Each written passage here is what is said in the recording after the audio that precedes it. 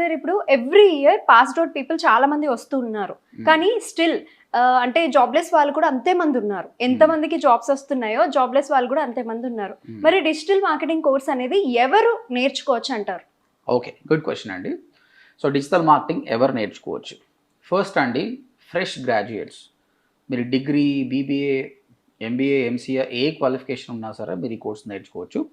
100% job guarantee అండి.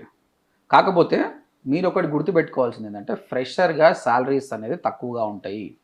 10,000, 15,000, 20, maximum 25,000 అండి. చాలామంది ఫ్రెషర్స్ ఏంటంటే ఒకటేసారి నాకు 4 lakhs ప్యాకేజ్ కావాలి, 6 lakhs ప్యాకేజ్ అంటే. డిజిటల్ మార్కెటింగ్లో అవి లేవండి. If you really aiming for big salary, digital marketing ఇయ్యదు, ఏం చేసినా ఇయ్యదు. సాఫ్ట్వేర్లో వస్తుండొచ్చండి. అసలు అయినా సార్ ఐడెంటిటీ కోసం ఏదో ఒక జాబ్ రా బాబు ఉంటే చాలు అనుకుంటున్నారు. కరెక్ట్. ఇప్పుడు సాఫ్ట్వేర్ ఆల్రెడీ రిసెషన్లో ఉంది. సరే మీకు హై